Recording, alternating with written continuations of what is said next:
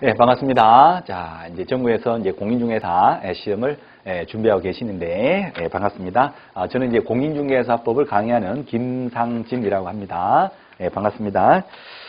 자, 우리가 이제 요 교재가요, 방문각에서 나오는 기초 입문서 요 교재입니다. 요 입문서 교재를 가지고 한 10강, 한 10시간 정도에 걸쳐서 이제 입문 과정을 이제 그렇게 수업을 하겠습니다. 예, 자, 이제 입문 과정이 있고, 그 다음에 이제 기본 과정이 있고, 그 다음에 심화 과정이 있고요. 그 다음에 또 이제 우리 객관식 문제집이 나오면 그 문제집에 대한 또 해설 강의가 있을 것이고, 그 다음에 최종 모의고사, 이제 소위 말하는 이제 장판지라는 게 있거든요. 실전 모의고사 40문제. 거기에 대해서 또 해설 강의가 들어갈 거고, 이런 식으로 해서 이제 방문각 출판사에서 나오는 그 책들을 위주로 해서 책 아주 좋습니다. 그죠? 정부에서 책이 제일 좋다 이렇게 보시면 되는데, 요 책 교재를 토대로 해서 그렇게 수업을 하겠습니다. 입문과정, 기초과정, 입문과정, 기본과정, 심화과정, 그 다음에 문제집, 최종 모의고사까지 쭉 이렇게 같이 공부를 하시겠습니다. 자, 보통 이제 1년 정도 꾸준히 이제 공부를 하시면 합격이 된다 이렇게 보통은 그렇게 하는데요. 기본 전략 조금 열심히 이렇게 열심히 해주시면 무난히 다 합격을 하실 거다 이렇게 생각되고요. 1년 동안 이제 열심히 같이 이제 호흡을 맞춰가지고 공부를 이제 해 주셔야 되겠습니다. 저도 열심히 할 테니까요. 수업 꾸준히 잘 들어주시고 정리하시고 반복해서 익히시고 그러시면 충분히 합격이 되리라 이렇게 생각이 됩니다. 자, 이제 기초 입문 과정입니다. 그렇죠? 요 교재가 이제 1차 한 권이 있고 2차 한 권이 있고요. 1차 시험 과목이 있고 2차 시험 과목이 있는데 뭐 기본 내용들은 어느 정도 이제 기본 개념은 잡고 계실 거예요. 1차는 민법이 있고 부동산 학개론이 있고요. 그다음 2차 과목이죠. 부동산 공법, 공시법, 세법, 그다음에 요 공인중개사법 이렇게 해서 1차, 2차 구분해서 이제 시행이 됩니다. 그죠? 거기에서 이제, 자, 이제 제가 이제 같이 이제 공부하실 과목이 2차 과목에서요, 공법, 공시세법이 있고, 그 다음에 요 과목이 공인중개사법입니다. 그래서 공인중개사법, 요것을 담당하고 있는 저는 이제 김상진이라고 하고요. 이제, 원래 제가 이제 강의가 16년째 이제 수업을 하고 있습니다. 종로 방문가, 그 다음에 노량진 방문가, 그 다음에 평택 방문가, 그 다음에 지사로서 이제 분당 방문가, 평촌 방문가 이런 데서 수업을 하고 있고요. 실제 이제 또 이제 에듀스파라는 동영상이 있죠. 거기에서도 수업을 학원 실강의가 올라가기도 하고, 우리 여기 출판사 쪽은 이제 요 스튜디오 강의를 그렇게 할 겁니다. 요 교재 충실해서 요 스튜디오 강의를 하겠습니다. 자, 2차 과목이고요. 그죠? 요 공인중개사법인데 40문제가 나오는 과목입니다. 40문제. 나오는데요. 크게 이제 요 과목은 세 파트로 구분되어 있습니다. 1편, 2편, 3편 이렇게 세 파트로 구성되어 있는데요. 제 1편이 이제 말 그대로 공인중개사법입니다. 공인중개사법 해서 우리 공인중개사가 어떻게 하면 될 수 있고 공인중개사로서 중개 업무 수행할 때 어떻게 해야 됩니다. 그런 것들을 이제 규율하기 위해서 국회에서 만든 법률이 있고요. 법률 밑에 하위 규범인 대통령 명령하고 국토부 장관 명령, 국토부 장관 명령을 불령이라 그러는데 대통령 명령 이렇게 하세요, 국토부 장관 명령 이렇게 하세요. 그 명령까지 다 포함해서 법률과 명령 합해서 법령이다 이렇게 해야죠. 법률과 명령. 그래서 공인중개사 업무를 규율하기 위한 법령이 있습니다. 요 공인중개사 법령이 있는데 요 파트에서 이제 40문제 중에서 작년 시험 문제가 이제 30문제가 이제 출제가 되었거든요. 그래서 이제 올해에도 우리가 보실 이제 29회 시험 여기에도 한 30문제 정도가 출제되지 않을까 이렇게 보는 거죠. 자, 두 번째 2편이 이제 부동산 거래 신고, 실거래가대로 신고하세요. 부동산 거래 신고에 관한 또 법과 명령이 있습니다. 그래서 이제 실거래가 신고로 매매 거래가 되면 매매 계약일로부터 60일 내에 실제 거래된 가격대로 구청 가서 실거래가 신고하세요. 그거와 관련된 국회에서 만든 법과 하위 규범인 명령이 있습니다. 대통령 명령, 국토부 명령 이렇게 해서 요 법령 부분인데 요 부동산 거래 신고 법령에서 5문제가 출제가 되었고 아마 5문제 계속 이렇게 나오지 않을까 싶고요. 자, 요것이 이제 예전에는요, 이제 재작년만 하더라도 두 개가 하나로 묶여져 가지고 출제가 되었다가 여기 한 2문제 정도가 출제되었었거든요. 묶여져 가지고. 근데 요 따로 여기서부터 여기 따로 독립되면서 여기 이제 토지거래 허가제, 외국인 부동산 취득 등에 관한 특례 이 두 개가 합해 여기에 포함되면서 시험 문제가 이제 5문제 출제 비중으로 늘어난 거죠. 그죠? 그리고 기존에 있었던 게 여기 두 개 묶어서 한 30문제 정도가 나왔었는데 기존 거에서 30개 나오고 여기에서 다시 이제 5개 정도 2개 떨어져 나오고 3개 보태해서 이제 5개 정도. 그래서 이제 거의 대부분의 문제가 결국 35문제니까 거의 대부분의 문제가 요 법령 쪽에서 출제가 된다. 이렇게 보시면 되겠고. 자, 나머지가 제 3편이 이제 중개 실무입니다. 중개 실무. 요 중개 실무는 이제 실질적으로 업무를 어떻게 하느냐. 자격증을 취득해서 사무소를 오픈하지요. 중개사무소 오픈해서 구청 가서 등록을 합니다. 중개사무소 개설 등록했다 이렇게 표현하는데 등록을 하고 적법하게 이제 중개업을 할 때에 어떻게 하느냐. 의뢰로부터 물건에 관한 의뢰를 받아서 물건에 대해서 여러 가지를 조사도 하고 확인도 하고 그 물건을 취득하는 자가 나타나면 취득 의뢰인에게 물건에 관해서 현장 안내에서 물건 보여주고 물건 설명하고 물건 설명하면서 영업활동을 거쳐서 결국 거래가 될 때까지의 1년의 중개업자 활동, 그것을 중개 실무단 이렇게 하는데 기본 전제가 자격증을 취득해서 사무소 오픈했다는 뜻이잖아요. 그게 전제가 돼 있어요. 그럼 자격증 취득할 때 1차적으로 관계되는 민법, 그 다음에 부동산학 개론으로 공부하죠. 부동산 학개론. 1차적으로 요것을 공부하셨을 거고, 그죠? 자격증 따실 때 2차 과목으로서 부동산 공법, 그 다음에 공시하고 세법 공부하셨고, 또 이제 이 공인중개사법도 공부하셨단 말이에요. 그래서 다른 과목들 다 기본적인 내용, 최소한 60% 이상은 다 알고 계실 겁니다. 해서 그걸 전제로 해서 자격증이 발급이 되었고, 그 자격증 가지고 사무소 오픈하는 거니까 중개 실무할 때는 다 과목들, 실무에 필요한 내용들이 시험 과목이니까요. 결국 다른 과목들하고 다 종합적으로 다 관련성이 있는 내용들이 나오게 됩니다. 그래서 예컨대 주택 임대차 중개할 때 민사특별법, 민법 및 민사특별법 시간에 공부했던, 쉽게 해서 민법 시간에 공부했던 주택 임대차 보법 있죠. 그래서 임대차 보법에서 한 문제 출제되고, 또 상가 건물 임대차 중개할 때 상가 건물 임대차 보법에서도 한 문제, 또 작년 시험 문제 등기와 관련해서요. 공시 등기와 관련해서 실명으로 등기하세요. 민사특별법에서 나오거든요. 부동산 실권리자 명예등록 법률 거기서 한 문제. 부동산 실명법이라 그러는데 거기서 한 문제. 그다음에 중개업자가 중개 업무만 하는 게 아니라 법원 경매 물건 알선 대리할 수 있거든요. 그래서 법원 경매 관련해서 2문제 정도. 이렇게 해서 이제 5문제가 작년에 출제가 되었습니다. 그래요. 자, 다시 말씀드려서 중개 실무 파트는 요 공인중개사법과 관계되는 게 아니고 요거하고만 관계되는 것이 아니라 다른 과목의 기본 내용들, 다른 과목의 기본 농지법 관련해서도 시험 잘 나오거든요. 농지 관련해서. 분묘, 기지권 같은 거 잘 나옵니다. 주택상가임대차도 나오겠지만, 그죠? 그래서 다른 과목들하고 다 관계되어서 실제 업무를 어떻게 합니까? 종합적인 내용으로 출제가 된다. 이렇게 보시면 됩니다.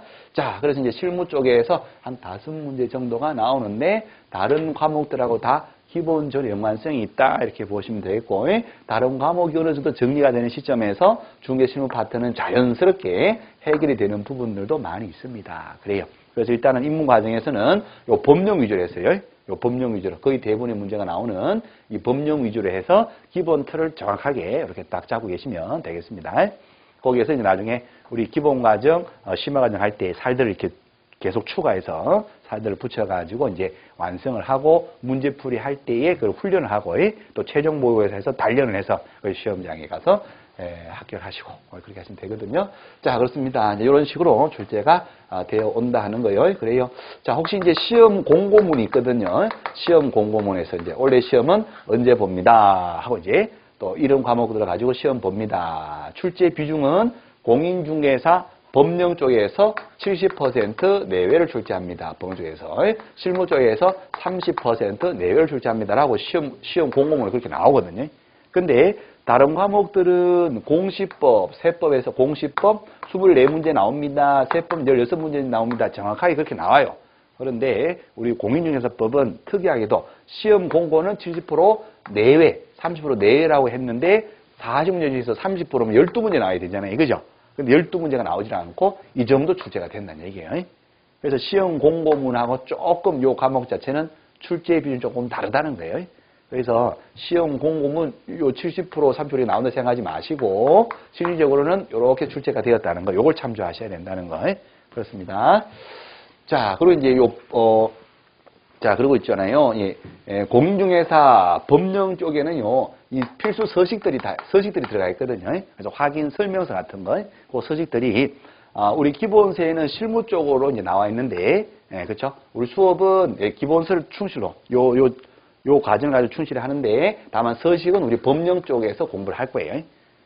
그래서 어쨌거나 뭐 고민하지 마시고, 이제 효율적으로 이제 수업을 진행할 텐데요. 어쨌든, 요 필수 서식도, 국토부령의 별지 서식 내용이거든요. 그러니까 서식도 실무 파트로 숫자를 헤아리는 게 아니고 서식 문제도 법령 쪽에다가 숫자를 포함시키게 됩니다. 그래서 이것이 정확한 내용이라는 거 그렇게 말씀을 드린 겁니다. 오케이. 그래서 서식을 포함해서 이제 법령 쪽에서 서론 문제 나온다 이렇게 보시면 되겠어요. 그렇습니다.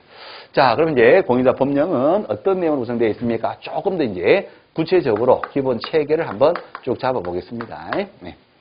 요 두 가지는 그렇게 간단하게 아까 말씀드린 대로 부동산 거래가 되면 실거래가 신고하시라. 요거하고 이제 다른 과목을 다 종합적으로 고려를 해서 실점을 어떻게 한다. 그 정도를 대비하시고 공인중개사 법령은 이제 여기에서 기본 체계를 이제 잡아주시는 게 좋아요.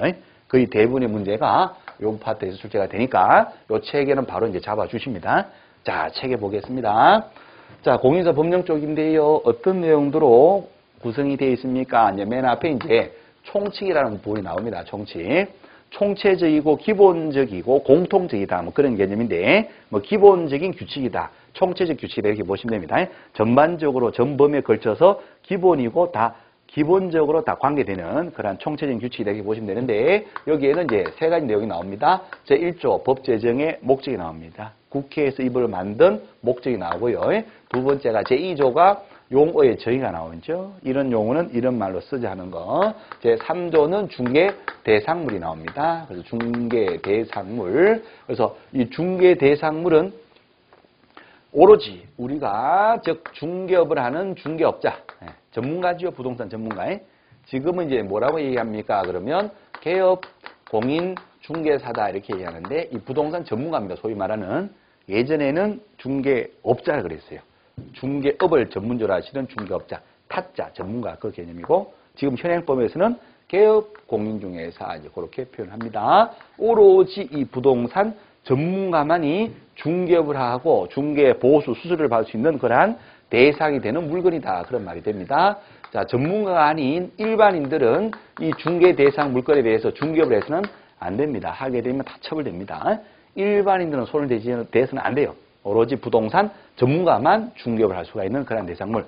전문가만 손댈 수 있고 일반인 손대면 안 됩니다. 일반인 손대었다 그러면 3년 이하의 징역 또는 3천만 원의 벌금으로 처벌돼 버려요. 그래서 일반인은 손 못 대는 전문가만 손댈 수 있는 그러한 대상이 되는 물건이다. 그 얘기인데 이게 3조 내용이란 말이에요. 그래서 3조에 보면 이렇게 되어 있습니다. 뭐가 나옵니다. 그럼 일단 기본적으로 토지 나옵니다. 토지. 그 다음에 건축물, 그 밖에 토지의 정착물, 그 다음 임목법상의 임목, 공장 및 광업재단 저당법상의 광업재단, 공장재단 이렇게 나오거든요. 자, 대표 선수가 뭐가 있습니까? 토지 건물인데 이렇게 보시면 돼요. 토지 건물이는 한마디로 얘기해 보세요. 그러면 부동산 이렇게 보시면 되겠죠. 그래서 부동산 중개업은 오로지 부동산 중개업자, 즉 개업 공인중개사만이 직업적으로 할 수 있는 것이고 일반인들을 하게 되면 처벌된다는 거. 여기 기본 개념입니다. 자, 그러면요. 요 중개대상물 부동산에 대해서 중개업을 하려면 개업 공인중개사이어야 하는데 개업 공인중개사의 용어의 정의를 보면 이 말은 어떤 의미냐 그랬더니 이 법에 의해서 즉 공인중개사 법에 의해서 중개사무소 개설 등록을 한 자를 말한다 이렇게 되어 있거든요. 사무소를 개설해서 오픈해서 이것을 등록을 합니다. 등록은 시군, 구청 가서 등록을 합니다. 그래서 시군, 구청장에게 사무소 개설해서 등록을 합니다. 등록을 하게 되면 누가 됩니다. 개업 공인중개사 됩니다. 라고 여기서 규정되어 있거든요. 그래서 개업 공인중개사 줄여서 개공이라 그러는데 개공. 이 개공이 되시면 무엇을 할 수 있다고요? 부동산 중개를 업을 할 수 있습니다. 일반인들은 할 수가 없고 오로지 이 전문가 개공만 할 수 있다 이렇게 되겠어요. 그죠? 자, 그러면 등록을 하면 되는데 등록은 아무나 등록을 해주는 것이 아니고 이 등록관청에서는 등록할 수 있는 일정한 요건을 갖춘 자에게만 등록을 해줍니다. 요건 갖춘 자. 그 요건에서 가장 기본적인 요건이 무엇일까요? 당연히 공인중개사 자격증이 있어야 되겠죠. 그래서 공인중개사 시험 제도를 거쳐서 시험을 봐서 자격증을 먼저 취득하셔야 됩니다. 자격을 취득하게 되면 이 사람을 공인중개사라고 한다 이렇게 돼 있어요. 그래서 자격증도 있어야 되고, 자, 그 다음에 전문가로서 전문 교육이 있어요. 그 교육을 받아야 돼요. 전문 교육. 그 전문 교육을 뭐라고 합니다. 그러면 실무 교육 이렇게 합니다. 실무 교육. 요 실무 교육 받아야 됩니다. 실무 교육. 중개 실무와 관련된 전문 교육입니다. 실무 교육. 요 교육 시간이 28시간 이상 32시간 이하의 교육을 하거든요. 요 시간에 교육을 받으셔야 돼요. 28시간 이상 32시간 이하. 자, 하루에 7시간씩 교육을 현실적으로 하고 있고요. 그래서 4일 정도의 교육을 하게 됩니다. 4칠 28시간을 교육을 하거든요. 이 교육을 받으셔야 돼요. 7시간씩 4일 정도 교육을 받게 되면 교육받고 마지막에 평가를 합니다. 쉽게 얘기하면 시험 봐요. 시험 봐서 그 시험에 합격이 되면 실무교육 수료증이 나옵니다. 그 수료증이 있어야지 공인중개 자격증하고 실무교육 수료증이 있어야지 등록이 되고, 오케이. 그리고 이 사무소 개설 등록이니까 이 중개 사무소 있어야 되겠죠, 그죠? 오케이. 이 사무소도 있어야 돼요. 확보를 해야 돼요. 사무소 없이 노점상은 할 수가 없습니다. 그래서 사무소 건물도 얻어야 되고요. 이런 요건을 다 갖췄습니다 했을 때 등록이 되어야 되는데, 이런 요건을 갖췄다 하더라도 등록이 안 되는 사람들이 있습니다. 그 사람들을 등록의 결격 사유자 이렇게 얘기하고, 이 결격 사유가 법제 10조에서 1호부터 12호까지의 결격 사유가 있습니다. 미성년자, 피한정 후견인, 피성년 후견인, 그다음에 금고 이상의 형량의 선고를 받고 집행이 종료되거나 면제가 되고 3년이 경과되지 아니한 자, 집행유예 기간 중인 자, 기타 등등 해서 1호부터 12호까지 결격 사유가 있는데, 여기에 해당되었다 하게 되면 다른 요건을 다 갖춰도 등록이 안 됩니다. 그래서 이러한 결격 사유가 없었을 때 이 요건을 가져서 등록을 할 수 있다 이렇게 돼요. 자, 그래서 등록이 되었다면은 결격 사유가 없었다는 얘기겠죠? 등록이 되었다면 누가 됩니다? 개업 공인중개사가 되는 거예요. 개업 공인중개사. 개업 공인중개사 되시면 무엇을 할 수 있다? 중개 대상물 중개업을 할 수가 있게 됩니다. 그래요? 자, 중개업을 하다 보면 직원을 고용할 수 있죠? 그래서 직원에 대해서 우리 법에서는 고용인이다 이렇게 합니다. 고용인. 고용인을 고용할 수 있죠. 직원의 종류가 두 종류가 있습니다. 하나가 자격증을 가지고 있는 직원 있죠. 자격증을 가지고 있는 직원을 이 용어의 정의에서 이렇게 표현합니다. 소속 공인중개사 이렇게 표현해요. 자격증을 가지고 있는 직원. 자격증을 가지고 있으니까요. 이 소속 공인중개사는 중개 업무를 수행할 수가 있습니다. 중개 업무를 수행할 수 있다는 얘기는 계약서를 쓴다는 얘기예요. 계약서 씁니다. 또 확인서비스 같은 서식도 작성을 합니다. 할 수 있는 거예요. 또 직원이다 보니까 보조무도 하겠죠. 손님이 오면 그렇죠? 음료수도 드리고 커피도 타고 현장도 안내하고 대장 등도 띄고 하는 걸 보조무도 할 수 있고 계약서를 쓸 수가 있어요. 그래서 중개 업무를 수행할 수 있다 이렇게 될 것이고, 자, 그다음에 또 직원 한 분이 계신데 자격증이 없는 직원, 자격증이 없는 직원을 요 용어 정의에서 중개 보조원이다 이렇게 합니다. 중개 보조원. 중개 보조원은 뭐가 없다? 자격증이 없어. 공인중개 자격증이 없다 보니까 무엇을 수행할 수 없다? 중개 업무를 수행할 수가 없어요. 그 얘기는 계약서를 쓸 수가 없다는 얘기예요. 매매계약서 못 써요, 보조는. 그럼 보조는 뭐만 합니까? 보조만 합니다. 쉽게 얘기하면 커피만 탄다 이렇게 보시면 돼요. 커피 타고 현장 안내하고 이런 것만 하는 것이고, 커피 타고 현장 안내도 하고 계약서까지 쓸 수가 있으면 누가 된다? 소속 공인중개사 이렇게 될 것이고, 자, 사장님 계시고 직원 계시고 또 모두 있어야 됩니다. 중개 사무소 있어야 되겠죠. 그래서 사무소를 어떻게 설치하고, 설치한 사무소를 이전했을 때는 또 어떻게 되고, 또 이제 요 개업 공인 중에서 법인인 개업 공인중개사, 법인 사업자일 수도 있죠. 법인 사업자는 분사무소, 지점을 둘 수도 있을 것이고, 또 개업 공인중개사들끼리 사무소 공간을 같이 쓸 수도 있습니다. 같이 쓰는 사무소를 공동사무소 이렇게 해야죠. 그래서 사무소 관련된 내용이 나오고요. 이 사무소에서 이분은 계약서까지 쓰잖아요. 그죠? 그럼 계약서 쓰고 도장을 찍을 때 막도장을 계약서에 찍을 수는 없고요. 중개에 사용할 도장을 등록관청에다 인장으로 등록을 합니다. 그래서 인장도 등록합니다. 그래서 사무소 다음에 인장 나오거든요. 중개에 사용할 도장이에요. 도장을 미리 구청 가서 등록을 하고 등록된 인장 도장만을 계약서에 찍어줘야 됩니다. 위반 시에는 업무 정지의 대상이 되고 그렇습니다. 자, 그 다음에 사무소를요, 중간에 쉬고 싶어요. 그러면 휴업 신고하시고 쉬시면 되겠고, 완전히 문 닫겠어요. 그러면 폐업 신고하시고 문을 닫으시면 됩니다. 폐업 신고할 때는 등록할 때 받은 등록증이 있지요. 그 등록증을 원본으로 첨부해서 반납을 하고 폐업 신고합니다. 폐업 신고하면 더 이상 개업 공인중개사 안 해요. 개공이 아니게 되면 이제는 더 이상 중개업무 수행이 안 됩니다. 그죠? 부동산 중개업을 해서는 안 되고요. 자, 만약에 다시 부동산 중개업을 하겠습니다. 그러면 그때는 등록을 다시 하시면 돼요.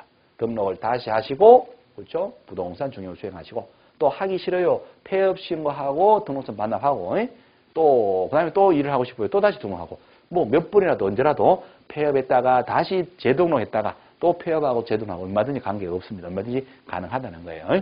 자, 어쨌든 이제 폐업을 하게 되면 더 이상 개업 공인중개사는 아니다 이렇게 되겠어요. 자, 이렇게 해서 이제 인적 설비로서 사장님, 개업 공인중개사, 다음에 직원 고용인, 다음에 사무소 인장, 인적, 물적, 시설 설비를 갖춥니다. 그러면 본격적으로 뭘 한다? 부동산에 대한 중개를 업무를 하겠죠, 그죠?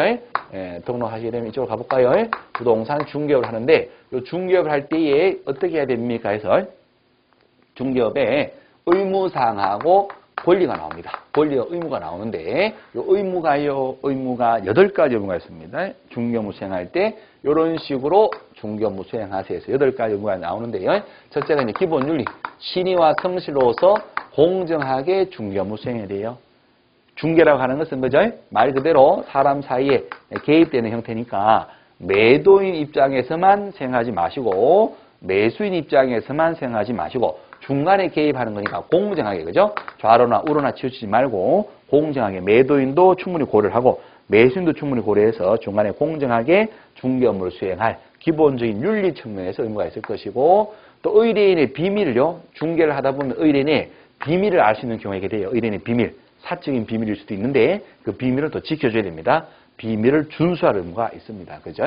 자, 그 다음에 이제 의뢰인이 우리 사무소에 찾아와서 제가 아파트를 하나 갖고 있는데 아파트 좀 팔아주세요. 그랬을 때 우리 중개업자가 알겠습니다. 제가 팔아드릴게요 하게 되면 팔아주겠다, 중개해주겠다는 약속이 체결되죠. 그 약속 체결을 중개계약이다 이렇게 하거든요. 그래서 중개계약이 체결될 때 어떻게 해야 되느냐. 중개계약상의 의무가 나옵니다. 이 중개계약 종류가 일반 중개계약, 전속 중개계약 두 개가 규정이 되어 있는데 그건 나중에 이제 하나씩 다 공부하실 거예요. 그래서 중개계약 체결될 때 어떻게 하고 중개해드리겠다고 약속을 했으니까 물건에 대해서 뭐를 알아야지 중개를 해주겠죠. 그죠? 그래서 물건에 대해서 여러 가지를 조사도 하고 물건 확인도 하고요. 또 물건을 취득하는 자가 나타나서 좋은 것 좀 알아봐 주세요. 중개 좀 해주세요. 알겠습니다. 하고 또 중개해 주기로 또 약속을 하게 되면 중개계약. 요 사람이 원하는 물건을 조사 확인한 물건 중에서 딱 택해줘. 택해서 당신이 원하는 물건이 제가 조사 확인해 본 물건 중에서 하나가 있는데 물건 한번 보러 가시겠습니까? 보러 갑시다. 현장 안내하고 조사 확인했던 그 물건을 뭐 한다? 물건 보여주고 이제 설명하겠죠. 이 물건이 이렇습니다. 저렇습니다. 하고 설명을 해야 될 의무가 있을 것이고 물건 확인하고 설명 의무 설명했더니 거래가 되죠. 거래가 되었다면 뭘 작성한다? 거래 계약서 작성해야 돼요. 매매 거래 같으면 매매 계약서를 쓸 것이고 임대차 거래되었다. 예컨대 세를 좀 놔주세요. 세를 얻어봐 주세요. 그래서 세 주고 세 얻는 임대차 계약이 체결됐다면 우리 개업공인자 중개업자는 무슨 계약서? 임대차 계약서를 작성할 거고 매매면 매매계약서, 임대차면 임대차 계약서, 교환 거래일 때는 교환 계약서 작성하겠죠. 그죠? 그래서 거래가 되면 거래 계약서 작성을 해서 쌍방에게 교부하고요. 또 하나를 보관합니다. 5년간 보관하시고 물건 설명을 제대로 했습니다 하는 증거 자료 하나 남깁니다. 그것이 확인 설명서라는 게 있습니다. 그래서 확인 설명서도 작성을 해서 쌍방에게 의뢰인 쌍방에게 교부합니다. 설명서에 교부하고 하나를 또 우리 중개업자 보관해야 됩니다. 설명서는 3년 보관하고 거래계약서는 5년 보관하거든요. 자, 그 다음에 이제 6번째는 이제 예치합시다 할 수 있겠고, 이거는 나중에 천천히 보시고, 7번째는 중개 과정에서 절대 해서는 안 되는 게 있습니다. 그것을 7대 금지행위, 금지행위다 이렇게 표현해요. 금지행위. 절대 해서는 안 되는 7개가 있습니다. 7개. 33조에서 절대 하지 마세요. 7개가 있습니다. 거짓행위, 사기치지 마라 이런 거예요. 그 다음에 매매업을 하지 말고, 법정 한도 범위 내에서만 중개 보수를 받을 수 있는데 이 법정 한도를 절대로 초과해서 받지 말고 그다음에 투기하는 걸 도와주지 말고 중개 의뢰는 하고 직거래하지 말고 의뢰인 양쪽으로부터 계약 체결의 대리권을 다 받는 쌍방대리 하지 마시고 그렇습니다. 그래서 또 관련법에서 거래가 된 금지가 된 정서 거래 금지 정서 대표 선수 청약 통장 같은 거 있어요. 청약 통장은 주택법에서 거래를 못하도록 되어 있거든요.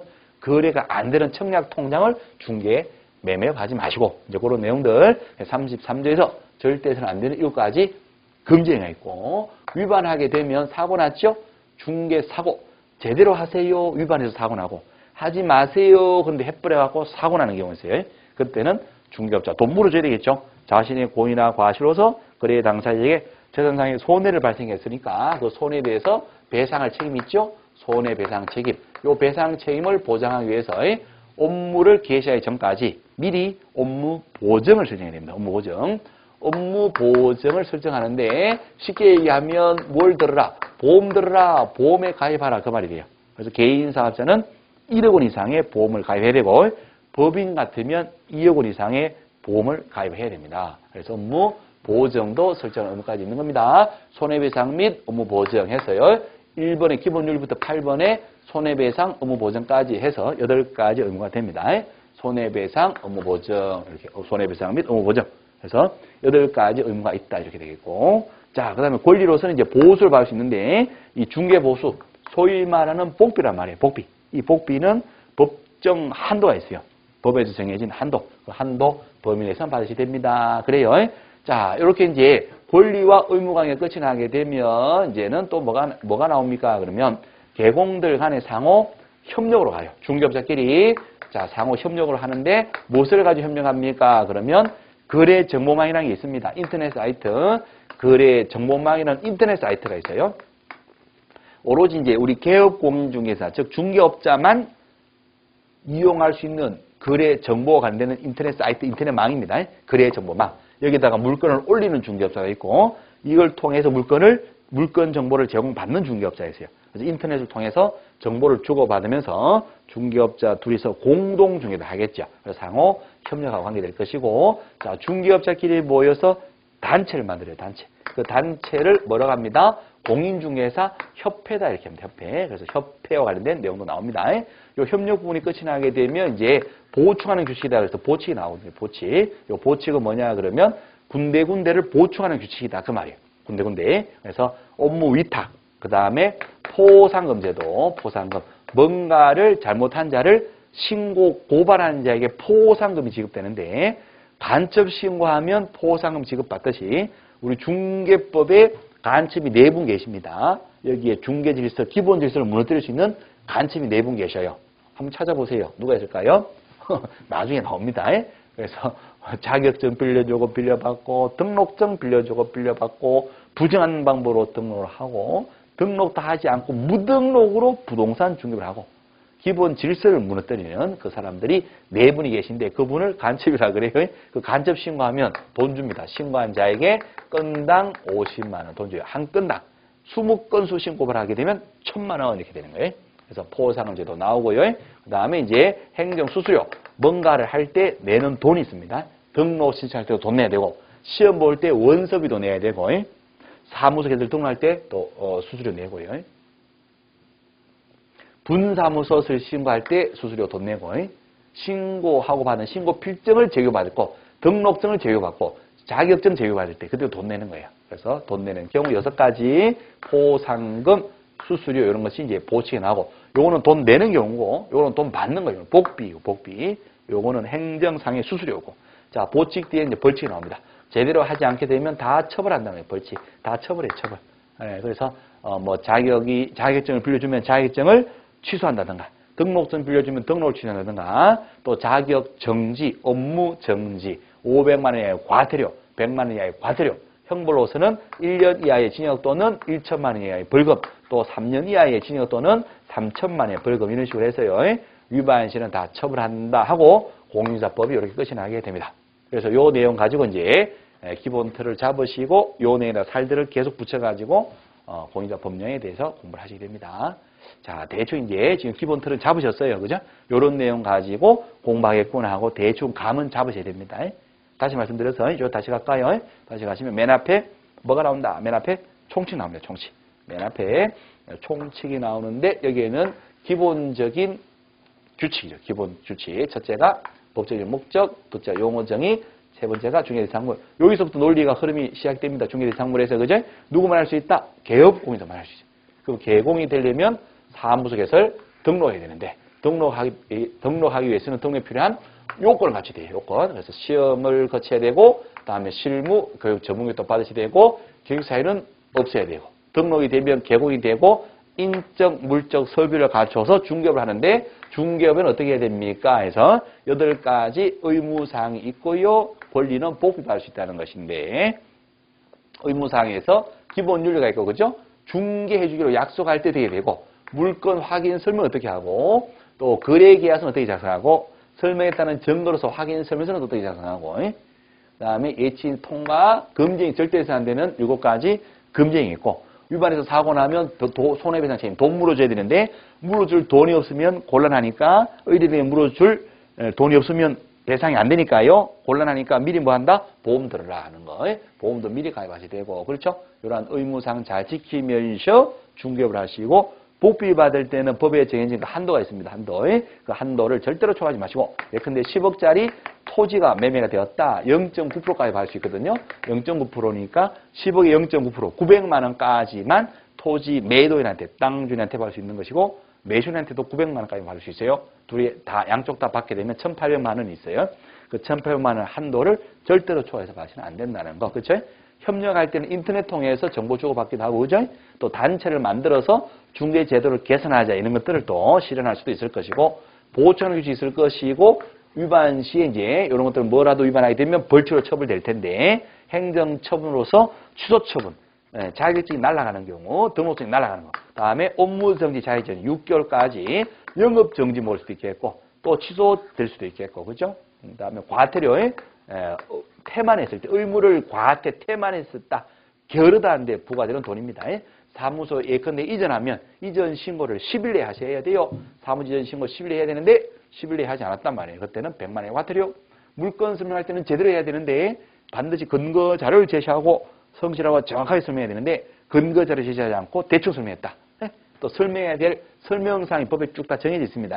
기본적인 사항, 권리관계, 공법사항이 용제한 거래, 수도적인 가시점을 선택, 병명도 푸르르 해 있어요. 천천히 해주세요. 어차피 나중 가시면 다 하셔야 됩니다. 그래서 설명해야 될 사항이 법과 령에 딱 정해지는데 그 중에 뭐라도 빼먹고 대충 설명하고 그러면 또 과태료 500만 원 이하의 과태료. 또 위법성이 아주 심하다 그러면 징역이나 벌금도 있는 거예요. 1년 1천, 3년 3천. 무등록 중개를 했다. 등록증도 없이 등록도 하지 않고 불법 불악화가 부동산 중개를 막 해버렸다. 3년 3천. 부정한 방법으로 등록을 했다. 3년 3천. 거짓행위 사기쳤다. 1년 1천. 초과수를 했다. 1년 1천. 그래서 여러 가지 사유들이 있고 그 사유를 위반했을 때 이런 식으로 처벌된다는 걸 이렇게 해서 공인사법이 기본 체계가 되겠습니다. 되겠죠? 그래서 이 내용 가지고 이제 계속해서 이제 틀에다가 계속 내용을 보태가지고 공부를 하시면 됩니다. 오케이. 하실만 한가요? 그래서 이제 요 과목의 기본 틀을 이번 시간에 잡았고요. 이제 조금 쉬었다가 다음 시간부터는 이제 요 앞에 기초입문서 쭉 앞에 보시면 여기서부터 나옵니다. 총칙부터 해서 몇 페이지가 나올까요? 몇 페이지일까요? 그랬더니요. 24페이지가 나와요. 제 24페이지. 1장 총칙, 챕터 1 총칙 이렇게 되죠. 그래서 일단은 기본 체계 이번 시간에 오리엔테이션 겸해서 기본 체계를 이렇게 보셨고요. 일단 좀 쉬었다가 제 1장 총칙 여기서부터 또 공부를 하시겠습니다. 자, 수고하셨습니다.